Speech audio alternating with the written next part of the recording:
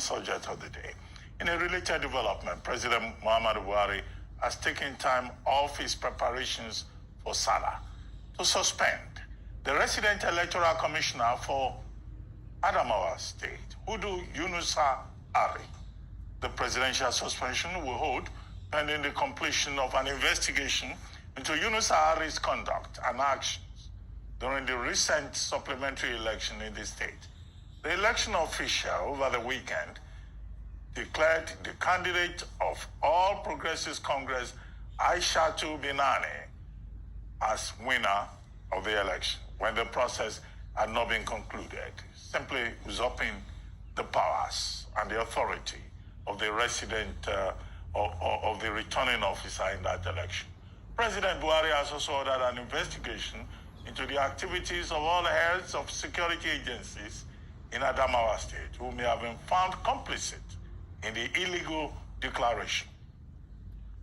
In the meantime, a source close to INEC says that all may not be well at the commission, where the mood is that of disappointment at many of the state resident electoral commissioners for hurting the credibility of the 2023 elections through their words and deeds.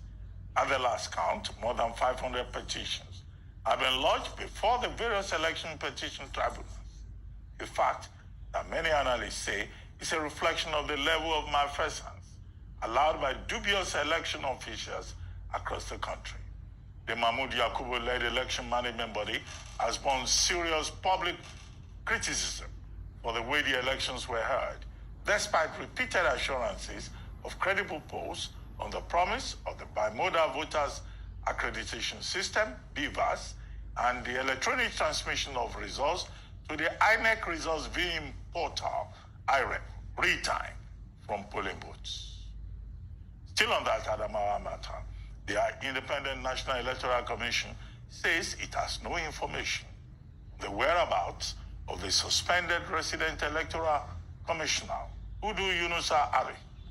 According to INEC's National Commissioner, Festus Okoye, Ari has not reported to the headquarters of the commission in Abuja several days after he was summoned by the commission. In his words, and I quote, "We don't know where he is because after this particular incident, the commission wrote to him and also called him on phone. He never returned any of the calls. He never answered any of the calls," end of quote. Dr. Festus Okoye, National Commissioner in charge of voter education and information of the Independent National Commission, INEC, joins us now. Dr. Festus Okoye, thank you very much for joining us. Thank you so much. Well, we understand that a whole human being, a whole resident electoral commissioner who goes by the name Hudu Yunusa Ari has now become something like a pin that INEC and the police authorities are looking for, like a pin in a haystack. He simply has vanished into thin air and has refused to answer the call of INEC or even the call of the police. What is the latest in that regard? You've been quoted as saying it is now the responsibility of the police to declare him a wanted person on the heels of the president's directive that he should not only be suspended, he should be investigated and prosecuted if found guilty. Exactly. If you look at Section 145 of the Electoral Act 2022, the Electoral Act gives the Independent National Electoral Commission the power to prosecute any individual found culpable under the provisions of the Electoral Act before a magistrate court or before a high court in the state where the offense was committed. So the powers of the commission ends at prosecution. The power to investigate, the power to arrest resides with the Nigerian Police Force. And under our electoral legal framework, the Nigerian Police Force is the lead agency in terms of election security. So the commission has written officially to the Inspector General of Police detailing some of the infractions which the resident electoral commissioner committed and asking for a thorough investigation of his actions, and also asking that the police should find out whether he had accomplices in the infractions which he committed. And the police force has responded and replied to the letter written to them by the commission, and had advised that they had commenced investigation relating to, one, his whereabouts, secondly, relating to the infractions which he committed. So that is where we are as at now. Before the letter was written, the commission invited the resident electoral commissioner to Abuja immediately after he made the purported declaration. He didn't honor that invitation. The returning officer for the governorship election honored the invitation and reported to the headquarters of the Independent National Electoral Commission on the 16th. On the 17th, we also made attempts to get the resident electoral commissioner to report, and he didn't report. Then thereafter, two national commissioners, myself and the national commissioner Sam Olumeku, we are detailed to accompany the returning officer to Yola to go and complete the collation of results, and for the returning officer to make the appropriate declaration and return. So that is where we are as of today. Well, but has the commission found any need to advise the police to declare Udu Yunusari a wanted person? Have you taken that additional step, or you are just leaving it to the police to do its work? Well, it is not within the province of the commission to dictate to the Nigerian police force how to carry out its investigation and how to do its work.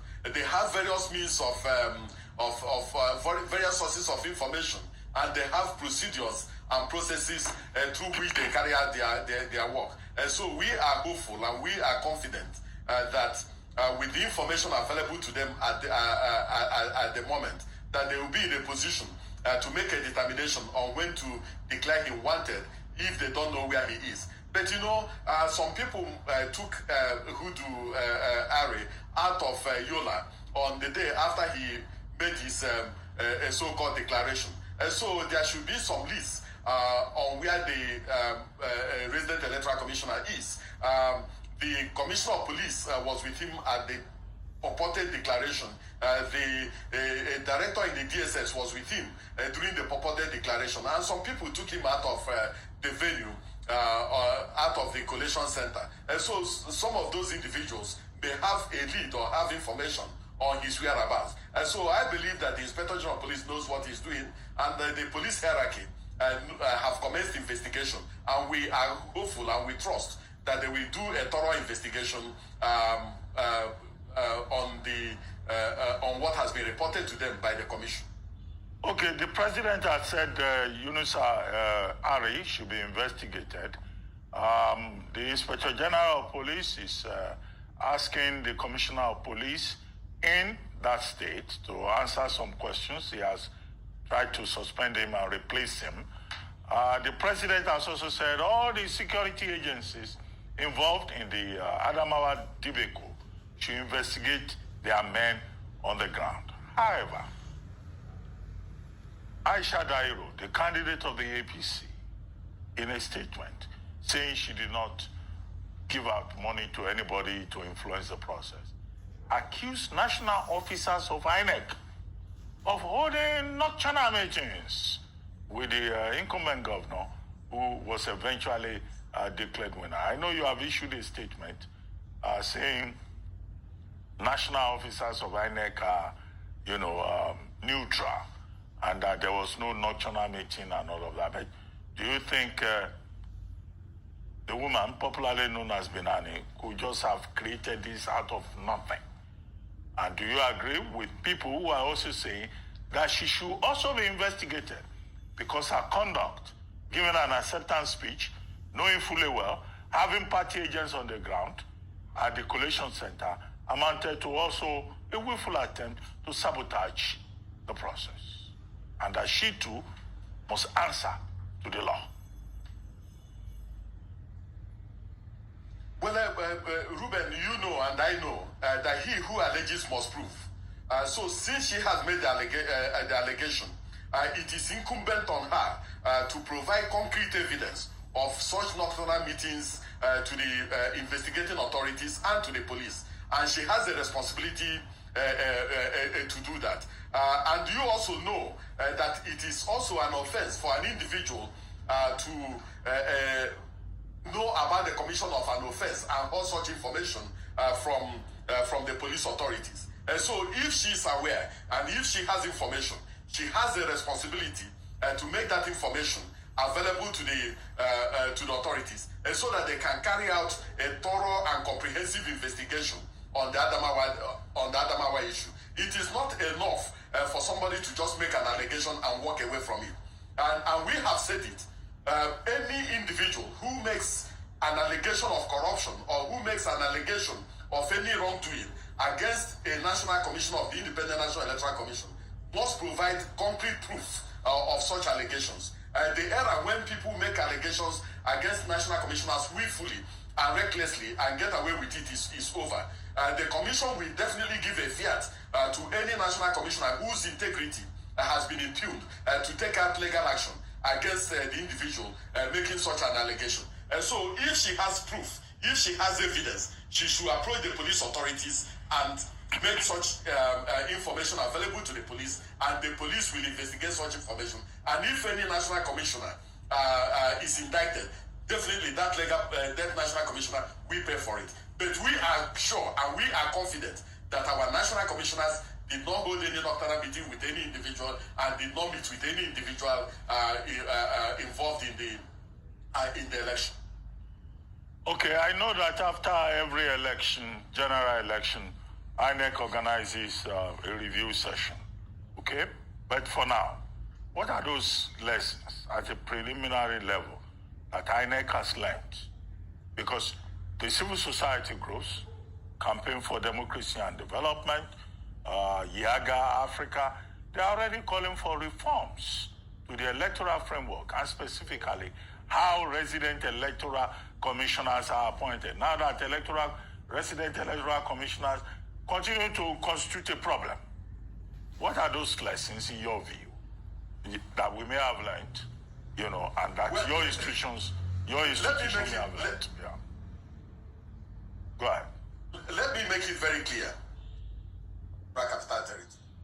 Some of them took very grave risks in making sure that the electoral process succeeds and making sure that the elections are held.